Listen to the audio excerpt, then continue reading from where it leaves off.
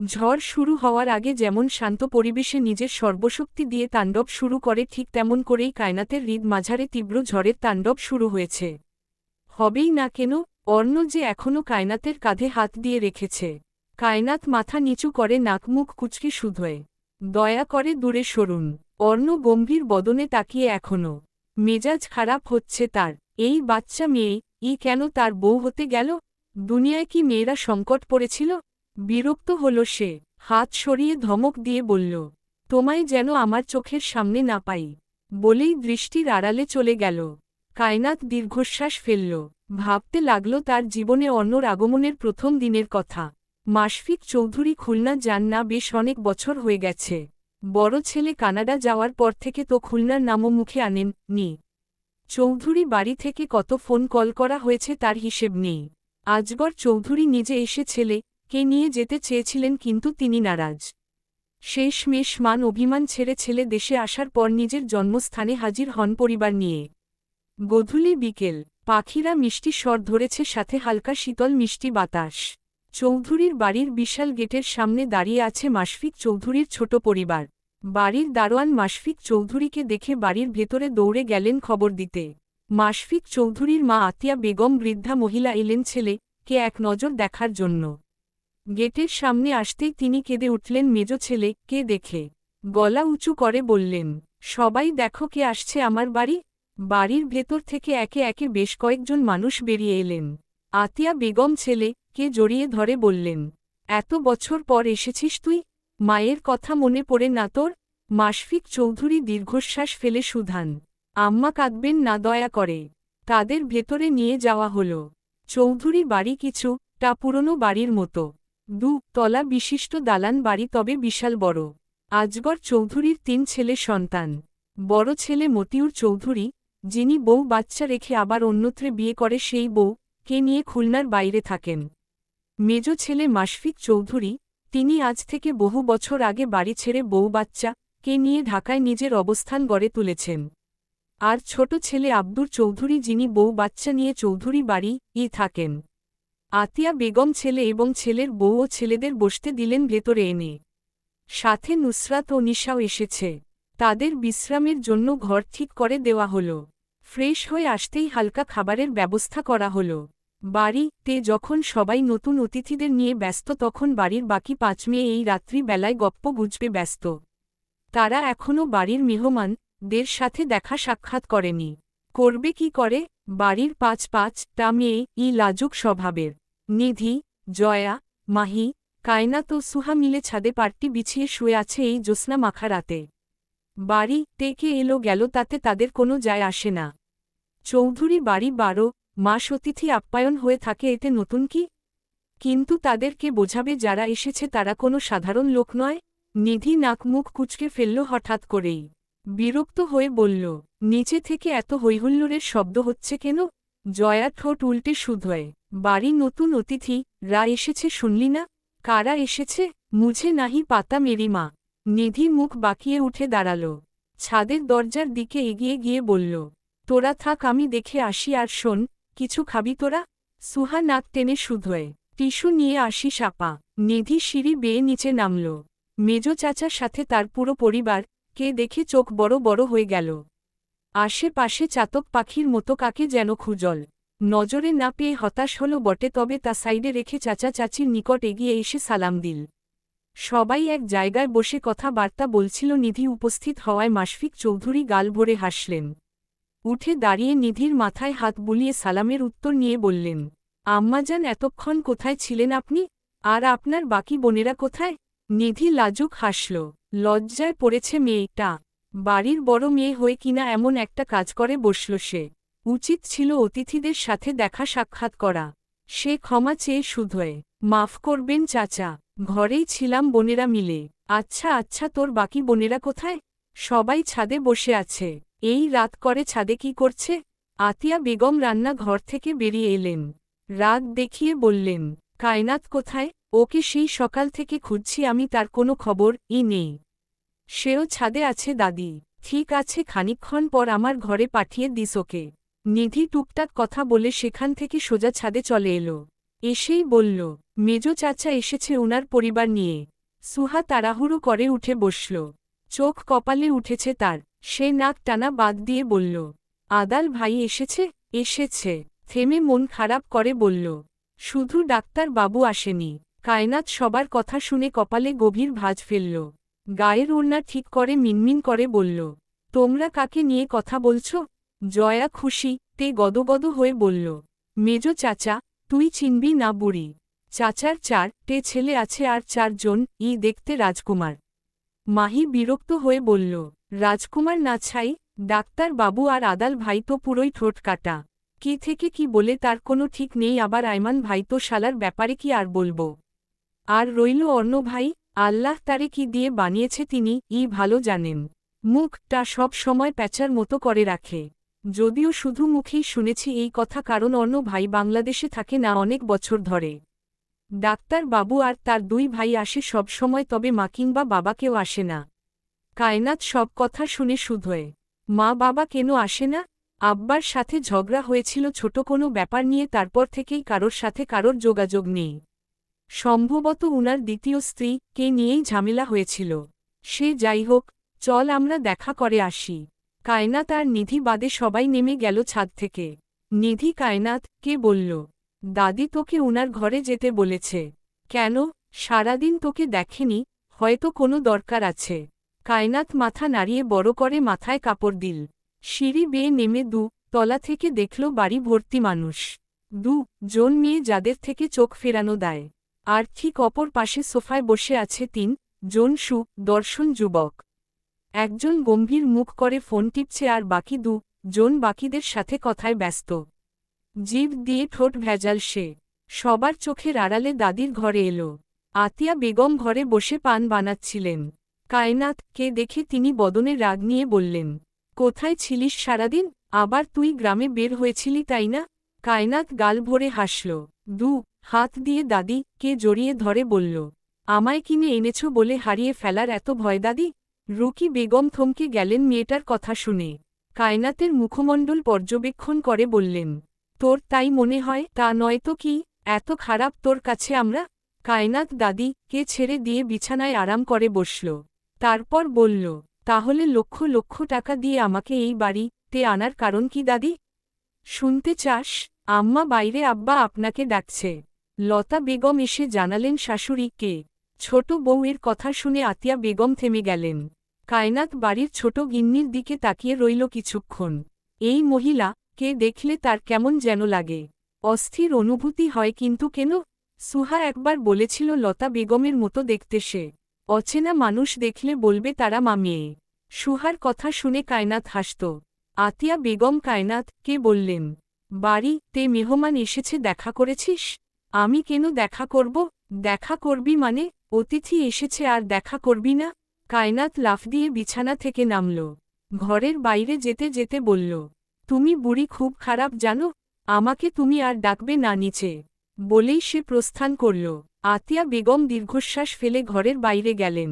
রাতের খাবারের ব্যবস্থা করতে হবে। বড় বউ রেখা আর ছোট বউ লতা মিলে রান্না অর্ধেক সেরে ফেলেছেন।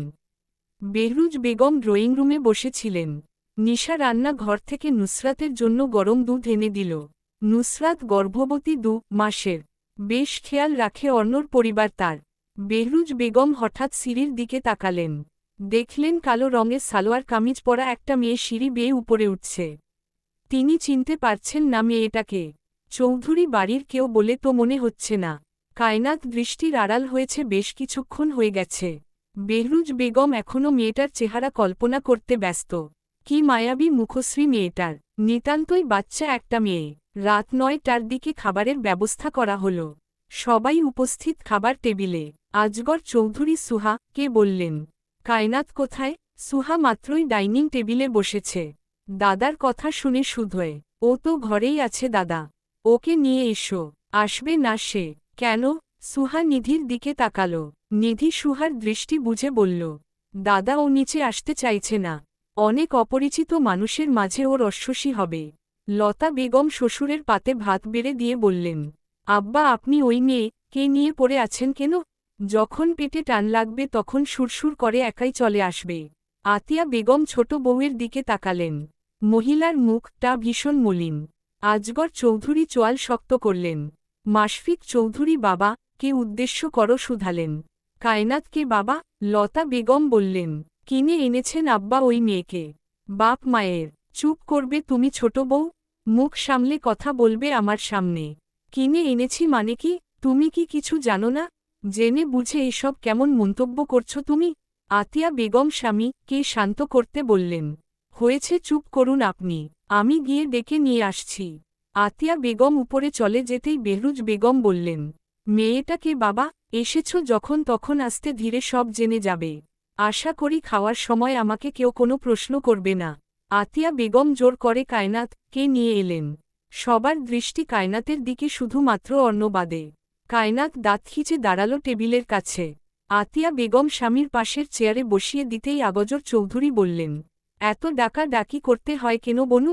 কায়নাত মাথা নিচু করে নরম কণ্ঠে বলল। মাফ করবেন দাদা, আর কখনো এমন করবি না কেমন? জি। আতিয়া বেগম দুই বউকে নিয়ে খাবার পরিবেশন করলেন। আয়মান ড্যাবড্যাব করে তাকিয়ে রইল নত মাথার সেই মায়াবী মেয়েটার বদন পানে। কি নিষ্পাপ মুখশ্রী মেয়েটার। অর্ণ চুপচাপ খাচ্ছে, না মাথা তুলে কারোর দিকে তাকাচ্ছে আর না কোনো কথা বলছে। সবার খাওয়া দাওয়া শেষ হতেই বিশ্রাম নেওয়ার জন্য যে যার ঘরে অবস্থান নিয়েছেন। এখন রাত 12টার বেশি বাজে বোধ হয়। কায়নাতের ঘরটা ছাদের সিঁড়ির সাথে। ছাদ থেকে গানের গলা ভেসে আসছে আধো আধো। কায়নাতের ঘুম আসছিল না, তাই জানালা ঘেঁষে বসে আকাশপানে তাকিয়েছিল। হঠাৎ করেই কোনো অচেনা পুরুষের কণ্ঠস্বর শুনে চমকে উঠল সে। কিছুটা সাহস নিয়ে বিছানা ছেড়ে উঠে দাঁড়াল।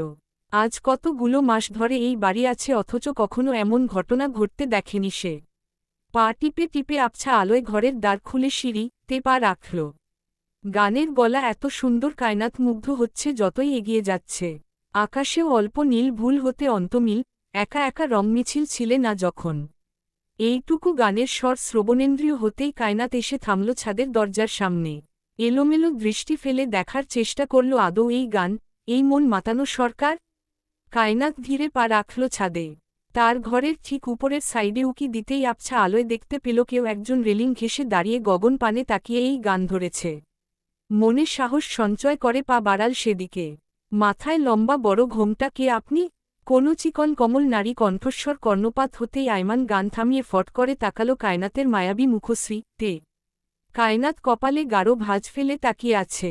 আয়মান সোজা হয়ে দাঁড়াল। কায়নাতের চোখে চোখ রেখে বলল, তুমি কে? আমি জিজ্ঞেস করছি আপনি কে, আর আপনি বলছেন আমি কে? আয়মান হয়তো ঠোঁট বাঁকিয়ে হালকা হাসল। হাসি লুকিয়ে কপাল কুঁচকে বলল, আয়মান চৌধুরী আমার নাম।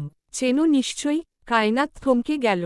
মাশফিক চৌধুরীর ছোট ছেলে আয়মান চৌধুরী তাহলে এই লোকটাই? কায়নাত কি বলবে বুঝে উঠতে পারল না। খুব বেশি সাহস দেখিয়ে পাকামি করে সে একাই ছাদে চলে এসেছে, আর এখন অচেনা এক ছেলের সাথে একা দাঁড়িয়ে আছে। সে পিছু ঘুরে দাঁড়াল, পা বাড়াল ছাদের দরজার দিকে। উদ্দেশ্য যত তাড়াতাড়ি সম্ভব এখান থেকে কেটে পড়া। আয়মান ব্যস্ত কণ্ঠে ডেকে উঠল, এই, যাচ্ছ কোথায়? কায়নাত উত্তর দিল না। তাড়াহুড়ো করে গেটের সামনে যেতেই কিছু একটার সাথে বাড়িখের পড়তে নিলেই অনুভব করল তাকে কেউ আঁকড়ে ধরেছে। ভয়ে আত্মা কেঁপে উঠল মেয়েটার। মনে মনে দোয়া পড়তে শুরু করল। ছাদের দরজার দিকে একটু অন্ধকার থাকায় কায়নাত দেখতে পেল না কিছু। সোজা হয়ে দাঁড়াতেই মনে হল লম্বা চওড়া কেউ একজন দাঁড়িয়ে আছে তার সামনে, যার শরীর থেকে ভেসে আসছে এক মাতাল করা সুঘ্রাণ। অর্ণ গম্ভীর বদনে এখনও চুপ করে দাঁড়িয়ে আছে। না একটা কথা বলছে আর না একচুল পরিমাণ সরছে। কায়নাত কি করবে ভেবে না পেয়ে ভয়ে ভয়ে বলল, সামনে কে? ততক্ষণে আয়মানও এগিয়ে এসেছে এদিকটায়। সে এসেই চিনতে পেরেছে এটা তার বড় ভাই অর্ণ। কায়নাত আবার কিছু বলার জন্য মুখ খোলার আগেই অর্ণ গম্ভীর স্বরে ধমক দিয়ে বলল, গেট আউট। চমকে উঠল মেয়েটা। চেনা নেই জানা নেই কোত্থেকে কোন লোক এসে তাকে ধমকাচ্ছে। কত বড় সাহস ভাবা যায়। তবুও রাতে বেলা দুটো পুরুষ মানুষ থাকায় আত্মা কাঁপছে তার। কোনো রকম অর্ণকে পাশ কাটিয়ে সিঁড়িতে পা রেখে গলা চওড়া করে বলল, খাটা, শের ঘরে খাটা, দেখে নেব তুমি কোন ক্ষেতের মূলা। কায়নাত প্রস্থান করতেই অর্ণ সেদিকে তাকিয়ে রইল যতক্ষণ না কায়নাতের ছা দেখা যায়। আয়মান হতভম্ব হয়ে ভাইয়ের দিকে তাকাল। মেয়েটার কত সাহস! অর্ণ কেই কিনা এহেন ধরনের বাক্য বলে গেল। মেয়েটা জানে ভাই যদি জানে ওটা কায়নাত ছিল তাহলে বাড়িতে কি কেলেঙ্কারি ঘটে যাবে। অর্ণ ছাদে পা বাড়াল, এমন ভাব করল যেন একটু আগে কিছুই হয়নি। অর্ণ ছাদে এসে সিগারেট ধরিয়ে ছাইরঙা ঠোঁটের মাঝে রেখে ধোয়া ছেড়ে বলল, এত রাতে ছাদে কি করছিস? আয়মান ভাইয়ের ঠিক হাত দূরে দাঁড়িয়েছে।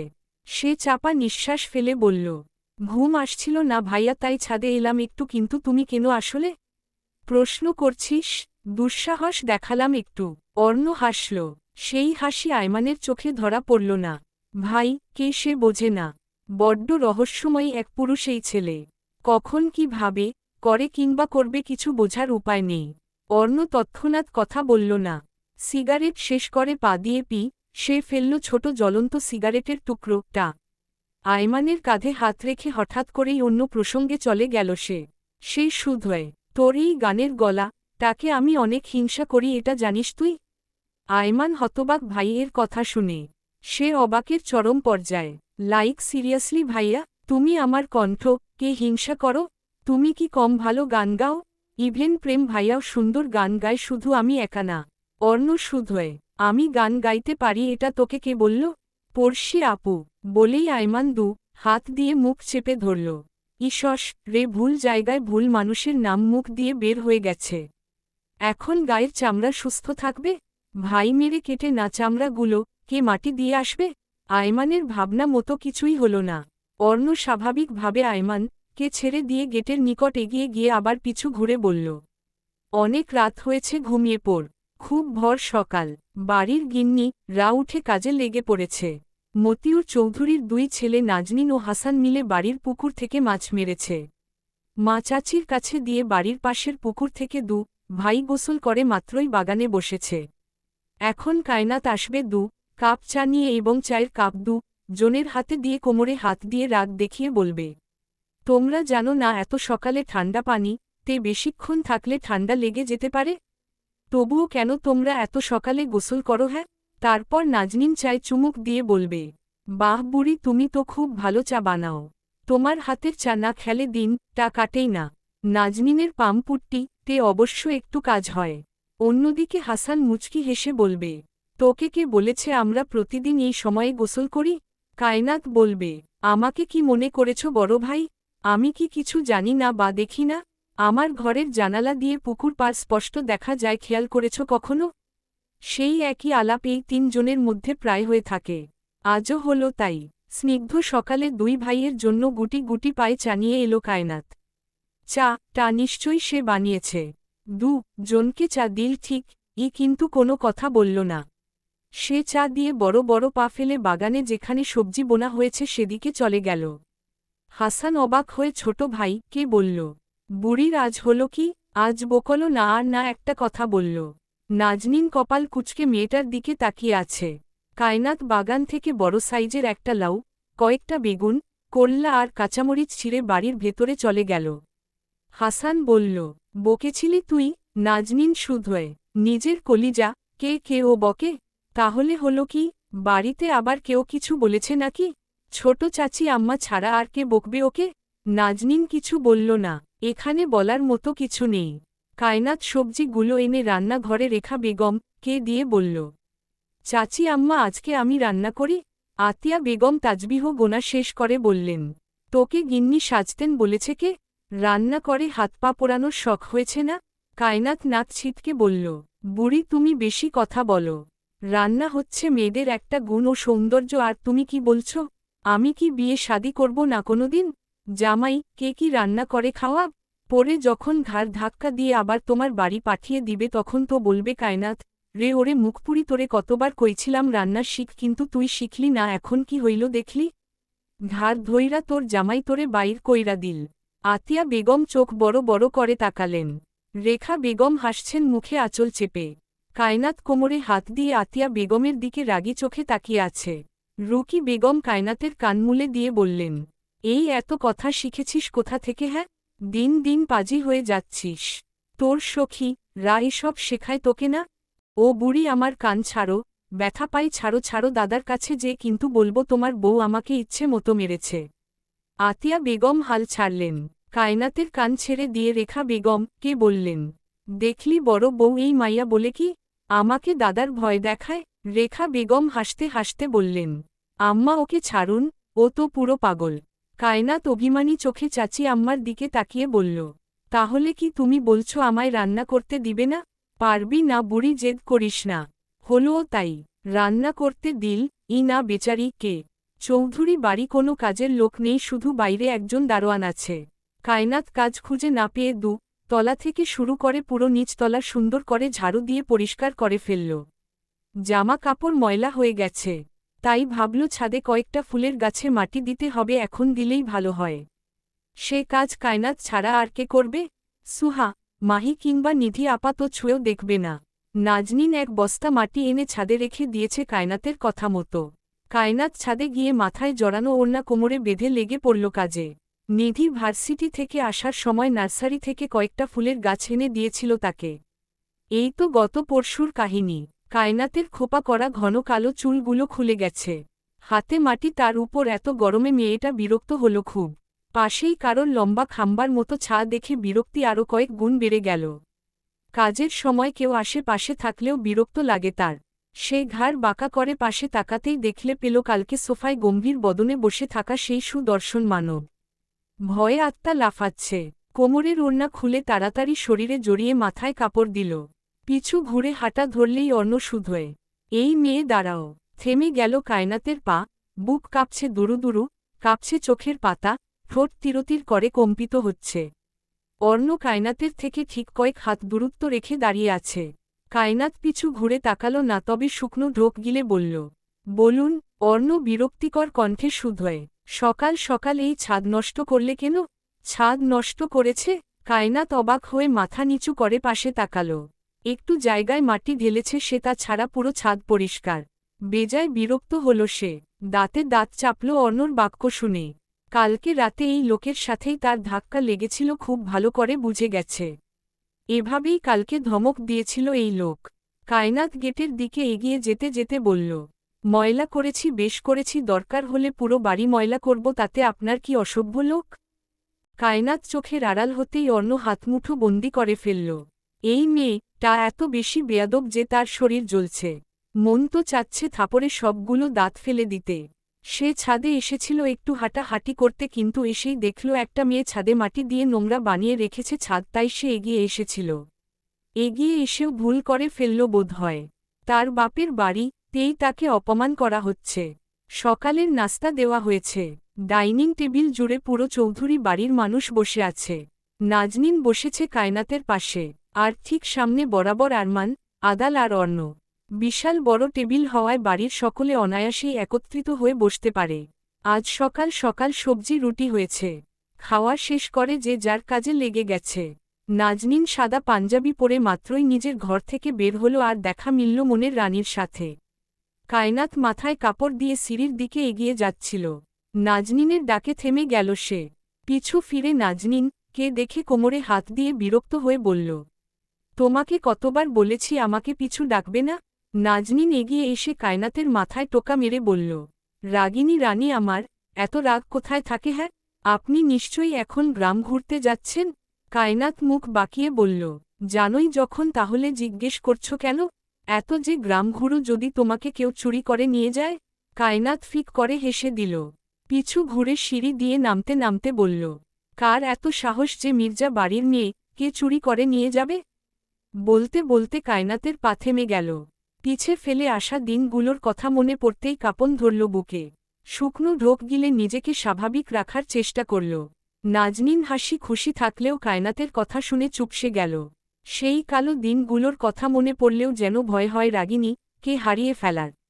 যদি সেদিন আজগর চৌধুরী ঠিক সময়ে না পৌঁছাতেন তাহলে কি হতো কে জানে।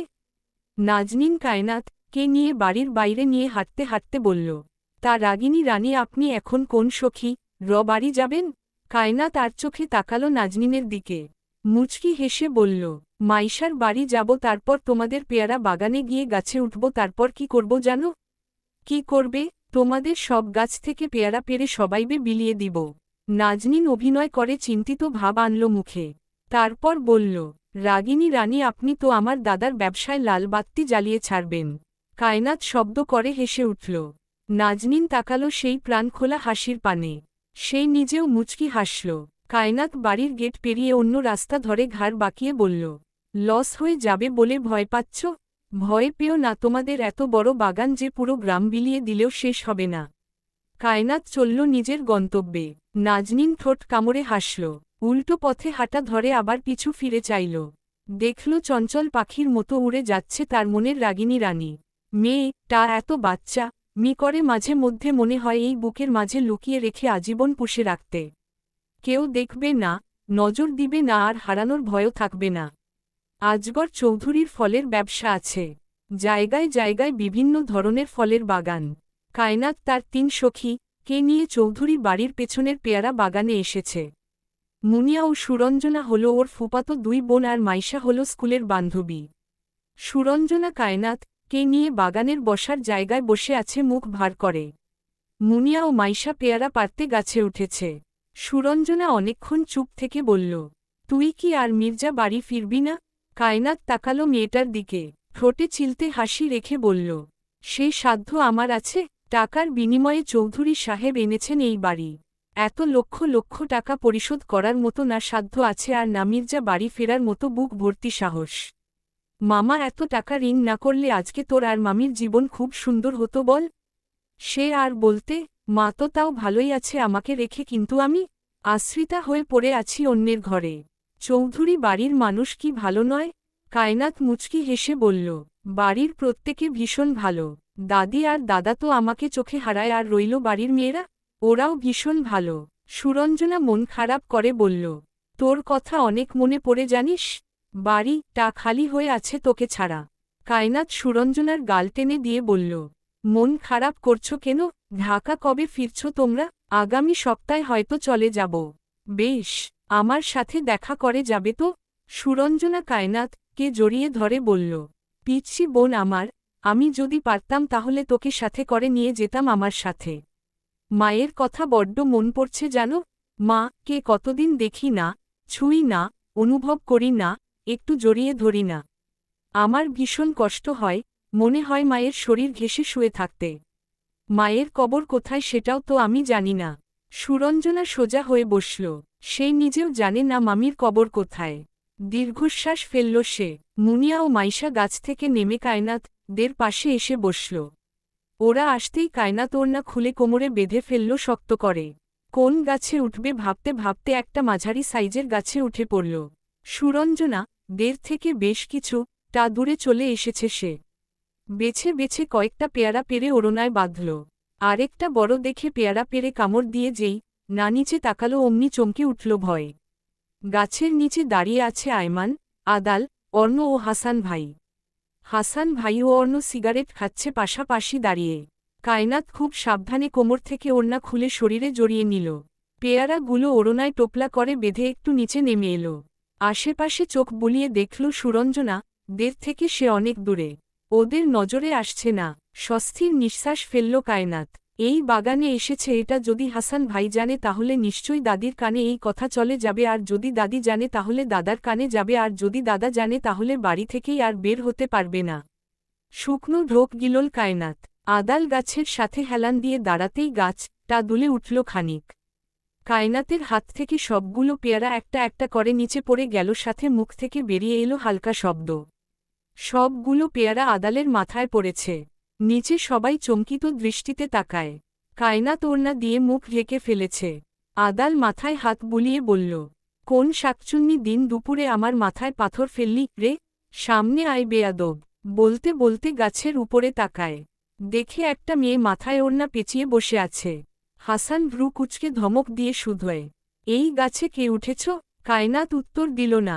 আদাল দাঁতে দাঁত চেপে গাছ ঝাঁকি দিতেই কায়নাত চিৎকার করে বলল, ও বড় ভাই আমি কায়নাত।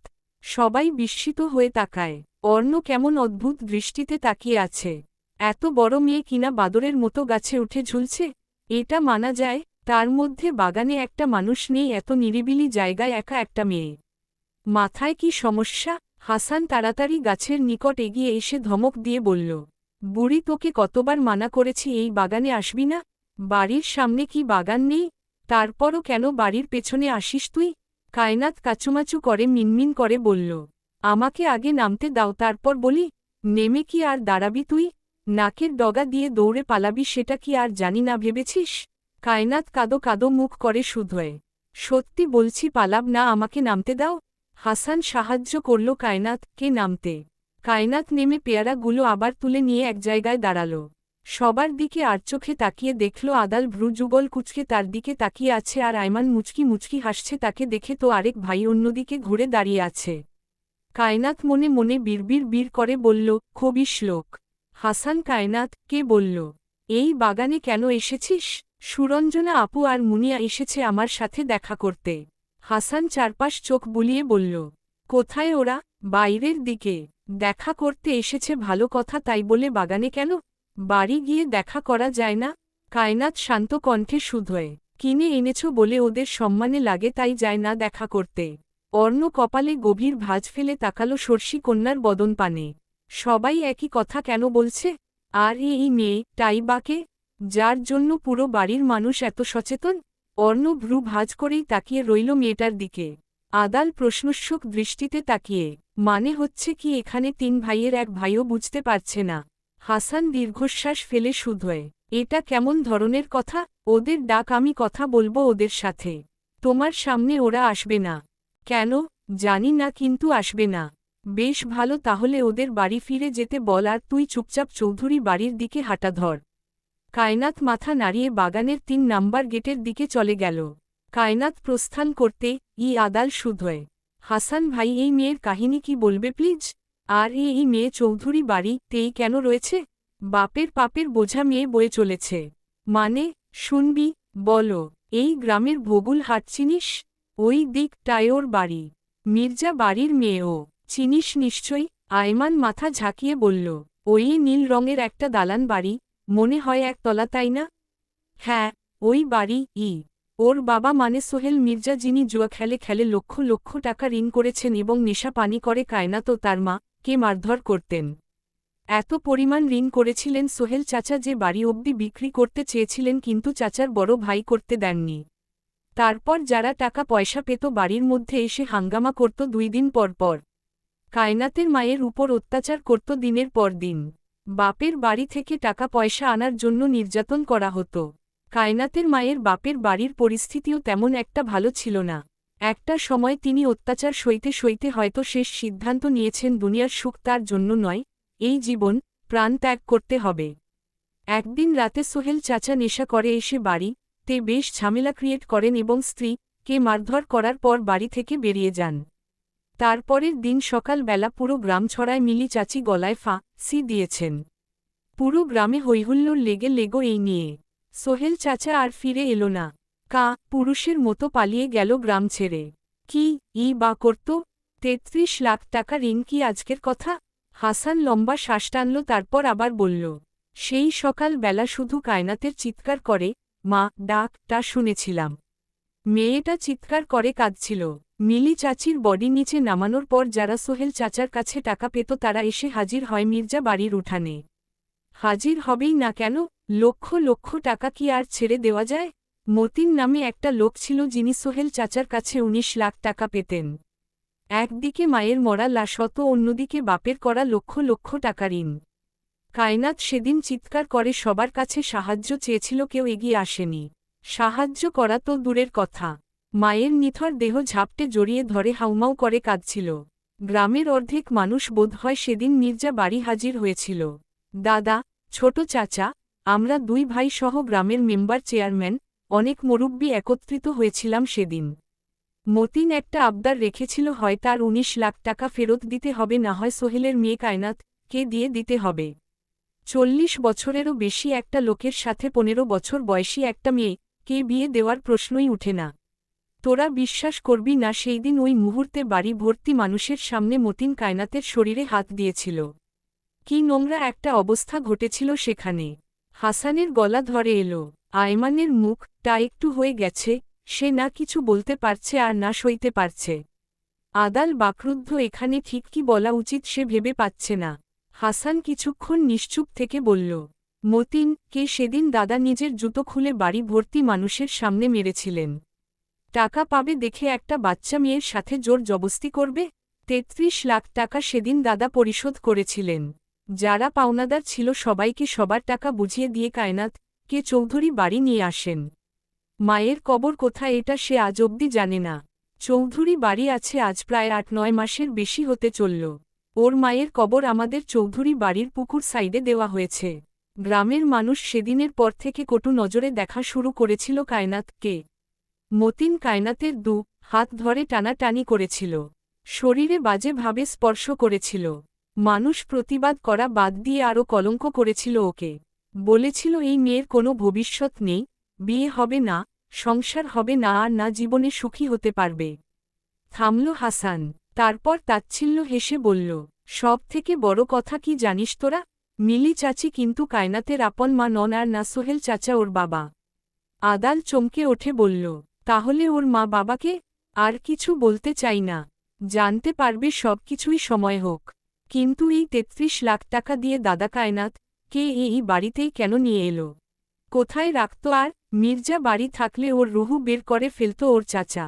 ওই বাড়ি থেকে আসার পর কায়নাত কখনোই ওদিকে পা রাখেনি।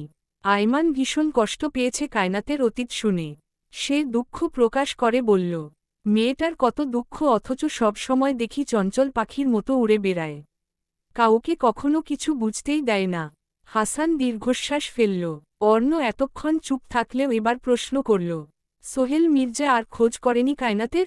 খোঁজ করবে, সেদিনের পর থেকে আর তাকে গ্রামে পাওয়াই যায়নি। উনার তো আরও ভালো হয়েছে, ঘাড়ের বিপদের জন্য সব ঋণ শোধ হয়ে গেছে, সাথে ঘাড়ের ঝামেলাও দূর হয়েছে। অর্ণ আর কোনো কথা বলল না, চুপ করে রইল।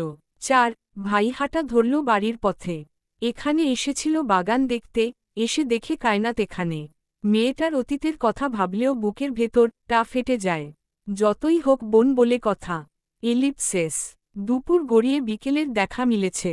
আলতা রাঙা আকাশে উড়ে বেড়াচ্ছে নাম না জানা পাখি। চৌধুরী বাড়ি এই মুহূর্তে পিনপতন নীরবতা বিরাজমান। সবাই সবার কক্ষে অবস্থান করছেন। কায়নাত, সুহা ও নিধি শুয়ে আছে কায়নাতের ঘরে। ভালো লাগছে না কিছু। একটু পরে নিশা, নুসরাত ও তার ৩ ভাই সহ নিধি, ৫ বোন বের হবে ঘুরতে। সন্ধ্যার আগে ফিরতে হবে নুসরাতের জন্য। এই সময়ে মেয়েদের সন্ধ্যার পর বাইরে যাওয়া ভালো না বলে মনে করেন গ্রামের মানুষ। কায়নাত ও নিধি সুহা মিলে নীলপাড়ের সাদা শাড়ি পরেছে। মাহি ও জয়া কি করবে তারা জানে না। সবাই তৈরি হয়ে নিচে ড্রয়িং রুমে হাজির হতেই অর্ণ বেরিয়ে এলো নিজের ঘর থেকে। পকেটে হাত গুজে, চোখে কালো সানগ্লাস, গায়ে কালো টি শার্ট এবং ছাই রঙা প্যান্টের সাথে হাতে দামি ঘড়ি পরে নেমে এলো সবার মাঝে। সুহা অর্ণকে দেখে শুকনো ঢোক গিলে কায়নাতের কানে কানে বলল, অর্ণ ভাই, কে দেখে তো নিঃশ্বাস বন্ধ হয়ে আসছে রে কায়নাত। কত হ্যান্ডসাম লাগছে দেখেছিস? কায়নাত বিরক্ত হয়ে অর্ণর দিকে তাকাল। লোকটাকে আসলেই অনেক সুন্দর লাগছে। পুরুষ মানুষ এত সুন্দর কেন? কই আর কাউকে তো এত সুন্দর কখনো মনে হয়নি তার কাছে। কায়নাত বিরক্ত হল নিজের ভাবনা চিন্তায়। ছি মার্কা মানুষদের দিকে তাকানো বিরাট বড় ভুল। সবাই বাড়ি থেকে বের হতেই হাঁটা শুরু করল। নিশা নিধিদের পাশে হাঁটতে হাঁটতে বলল, তোমাদের ৩ জনকেই খুব সুন্দর লাগছে। আমাকে আগে কেন বললে না, তাহলে আমিও শাড়ি পরতাম। নিধি লজ্জা পেল বোধহয়। বলা উচিত ছিল। সে ভুল শুধরে বলল, আমি মনে করেছি তুমি পরবে না, তাই আর বলিনি। তুমি প্লিজ কিছু মনে করো না। আর আমরা তো সব সময়ই শাড়ি পরি। নিশা হেসে ফেলল। পাশে হাঁটতে থাকা কায়নাতের কাঁধে হাত দিয়ে বলল, আমি আবার কি মনে করব? শাড়ি পরলেও বেশিক্ষণ সামলাতে পারতাম না। সবাই গল্প করতে করতে বাড়ির থেকে বেশ কিছুটা দূরে চলে এসেছে। এই এলাকাটা মির্জা বাড়ির আশেপাশেই। এত কিছু খেয়াল করেনি কায়নাত, না হলে এদিকে কখনোই পা রাখত না। তবে আজ হয়তো এই এলাকায় পা দেওয়াটাই ছিল জীবনের সবথেকে বড় ভুল। না আজ এই এলাকায় আসতো আর না কলঙ্ক লাগত তার নামে।